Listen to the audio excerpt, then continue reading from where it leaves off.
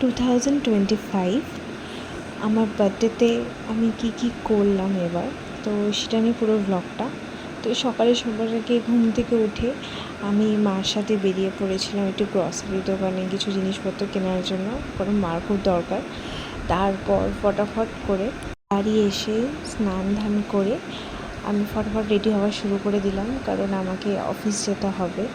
সেটার জন্য সময়ের সাথে সাথে আমাদের বার্থডের এক্সাইটমেন্ট, মজা, আনন্দ ওগুলো ধীরে ধীরে কেমন জানি গায়েব হতে থাকে। ছোটোবেলায় সেই স্কুলে গিয়ে চকলেট ডিস্ট্রিবিউট করা, তারপর বিকালবেলা বাড়িতে গেস্ট আসবে, সবাই কেক কাটিং করে গিফট পাওয়া, ওই আনন্দগুলো কেমন জানি আলাদা ছিল। কিন্তু বড় হওয়ার সাথে সাথে আনন্দগুলোও যেমন অনেকটাই চেঞ্জ হয়ে যায়। এখন কে কীভাবে সেই জিনিসগুলোকে উপভোগ করে সেটা তার নিজের উপর ডিপেন্ড করে। বাট আমি তো চললাম অফিসে। পুজো দিয়ে উঠে আমি একদম টাইম পাইনি ভিডিও ক্লিক করার, লেট হয়ে যাওয়ার জন্য। তাই অফিসে এসে আমি এখানে একটু ফটোশ্যুট করে নিয়েছি। তো এটা ছিল আমার সকালের লুক। পর আসে সেই মোমেন্টটা যেখানে আমাকে অফিস থেকে আমি এত সুন্দর একটা সারপ্রাইজ পাই। আমি একদম এক্সপেক্ট করিনি যে আমার অফিসে আমার বার্থডে সেলিব্রেশন হবে। এর আগে আমি কখনো আমার বার্থডে সেলিব্রেট হয়নি অফিসে, অ্যান্ড এই অফিসেও এর আগে কারোর বার্থডে সেলিব্রেট হয়নি। এবার ফার্স্ট টাইম আমার বার্থডে সেলিব্রেট হচ্ছে এখানে। তো আমি প্রচণ্ড বেশি হ্যাপি ছিলাম।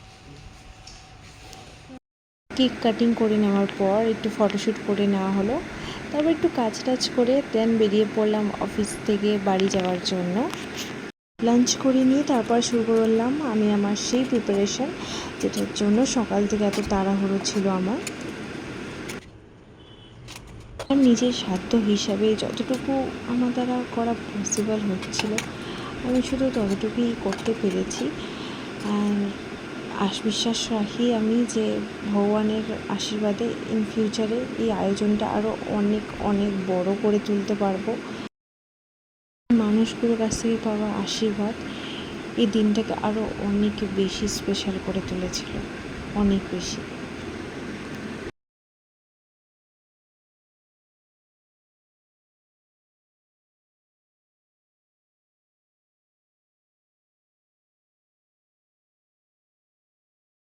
এরপর আমি চলে আসলাম মায়ের মন্দিরে মায়ের সাথে দেখা করে চলে আসলাম আমার বাবার সাথে দেখা করতে।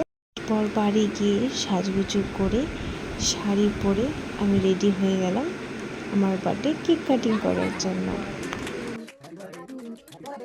সবাইকে অনেক অনেক থ্যাঙ্কস, অনেক অনেক ভালোবাসা আমাকে এত ভালোবাসা দেওয়ার জন্য, আমার পাশে থাকার জন্য, অ্যান্ড আমাকে এত স্পেশাল ফিল করানোর জন্য। এটাই আমার কাছে অনেক বড় একটা গিফট ছিল।